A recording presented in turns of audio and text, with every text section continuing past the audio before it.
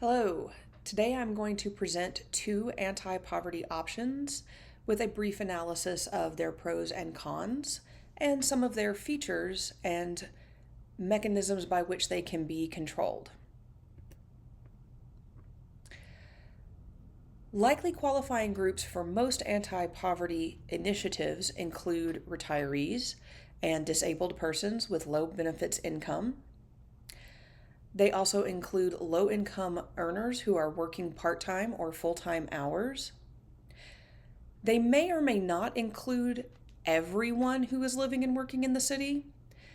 Students, people with criminal records, people who are on probation, people who are on parole, all sorts of groups are frequently excluded from anti-poverty initiatives.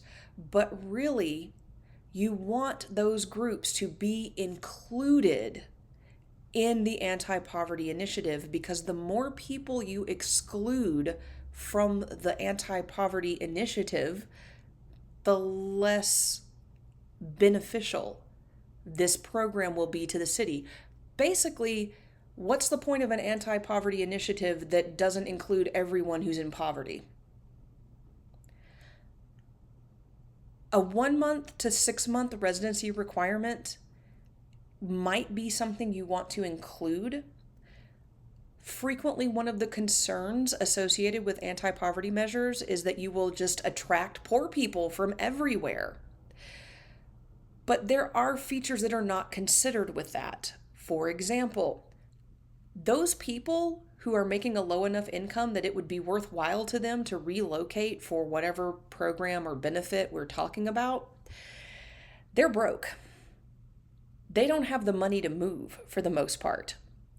Also, they're frequently already receiving some other anti-poverty program. In the United States, programs like Section 8, TANF, and SNAP all exist and are being implemented all across the country.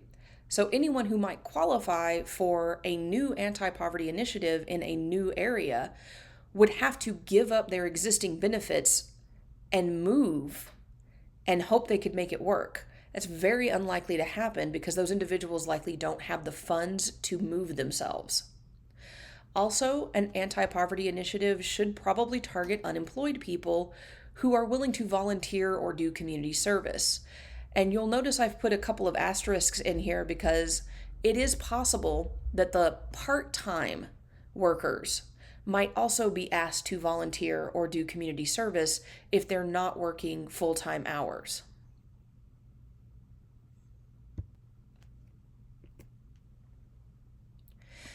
Two options that we're going to talk about today are the minimum or universal basic income and the negative income tax. With the minimum basic income, qualifying participants get a set amount of money each time period, whether that's per week, per month, or some other measurement of time. And it can be given to everyone in the community or just a small subset of the community. The negative income tax works differently. Anyone who makes less than the qualifying income, these are your qualifying participants, gets the difference between their actual income and the qualifying income each week or month or whatever time period's being used. It's very unlikely that this will be given to everyone in the community.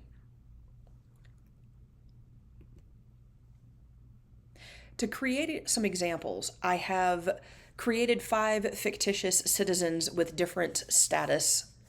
One is a retiree who is collecting $1,500 a month from all sources. The second is a worker who is earning exactly the minimum wage times 40 hours a week divided by 12 months, which is $1,247 a month. Our third citizen has a disability and is receiving benefits of $1,100 a month. Fourth, we have another worker, and we don't know whether they're working more hours than the first worker, or are they getting a higher hourly wage than the first worker, but they are getting $1,700 per month. And our last person is unemployed and collecting $700 a month in unemployment benefits. So our minimum basic income is calculated as the amount of money per person multiplied by the number of participants. And if we give an example where $1,200 per month is the qualifying income cutoff and the amount of money that each recipient gets per month, we would have, out of our group of 5 people, 2 qualifiers, each of whom would receive $1,200. And so since this is monthly, that would mean that running this would cost $2,400 per month. For the negative income tax, you add up the qualifying income minus the actual income for each of the participants or qualifiers. Again, with $1,200 as the qualifying income amount, we would have 2 people who would qualify. One of them was making $1,100 per month. The other was making $700. And so the first person would receive $100 to make up the difference between the qualifying income amount and what they were actually earning. And the other one would receive $500 to achieve the same result. Now, it's important to note the effects of these 2 programs are going to be different, not just the cost. Obviously, the minimum basic income is considerably more expensive than the negative income tax as far as monthly operating cost. But it is also worth noting that the MBI will cause both of the recipients to receive $1,200 each, which would then make both of them better off than all 3 of the individuals who did not qualify. Now, it could be recalibrated. The minimum basic income doesn't have to pay the $1,200 as the benefit, but there's almost no amount you could recalibrate to that would prevent this from happening for at least some of the recipients and at least some of the people who did not qualify. The negative income tax, on the other hand, does not have that effect regardless of where you set the qualifying income. In this example, our 2 recipients each get enough money to bring them up to $1,200 a month, which does not make them better off than any of the non-recipients. Now, I've done a second example here using housing-based cost estimates from the Memphis area. In order to qualify to rent an apartment, you need to make 3 times the rental cost. If you are renting a studio apartment or a 1-bedroom apartment, that would be 3 times the cost of the whole apartment. If you have a, for example, co-renter on a 2-bedroom apartment, right? You're going to have 1 bedroom, they're going to have the other bedroom, housemates. Most rental companies now require that each of you prove that you have income equal to 3 times 70% of the price of the apartment, not 50%. So that's why that metric has been used here. And for the Memphis area, the data that I was able to find online, very cursory, as a minimum price of the 3 different types of apartments, it turns out that the studio apartment is the least expensive option. And so we would use 3 times the $560, which is the cheapest studio apartment in all of Memphis. We might not actually want to use this number, is what I'm saying. It's just an example. And that gets us to $1,680 a month. So if we use that with our 5 example people, our minimum basic income is going to pay $1,680 a month to 4 of these people, which is going to cost $6,720 a month. One of our people hit a benefits cliff. With the negative income tax, the same thing happens.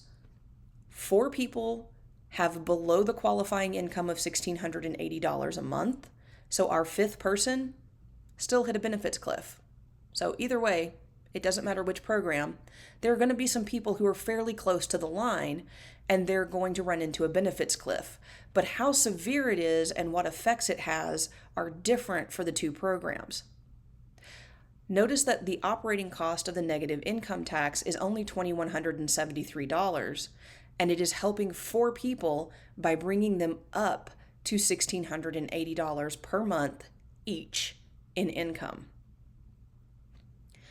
With the minimum basic income, our 5th person, our person who ran into the benefits cliff, they actually would have an incentive to do something to bring their income down by $21 a month so they can qualify for the minimum basic income and get the money. That incentive does not exist with a negative income tax. They're not going to give up $21 of income in order to qualify for $1 worth of benefit. To recap, both types of program have control features. You can have a residency requirement for any number of months that seems comfortable. Honestly, though, given the group of people we're talking about, 1 or 2 months would probably be enough to prevent any kind of serious problems. You're also going to want to create some way of dealing with people who are unhoused. You might coordinate with local charities that are already working with that group of people to help them navigate the benefit process. You can control the qualifying income amount, the monthly benefit amount, the work or volunteer requirements, the retiree status with regard to what age counts for being retired. Is it 62? Is it 65? Is it 67? Do we want to offer maybe a reduction in the work and volunteer requirements for individuals who are not fully retirement age but getting close? The same thing for disability status. Social Security does an all or nothing approach. You're either disabled or you're not, but the VA does a percentage evaluation.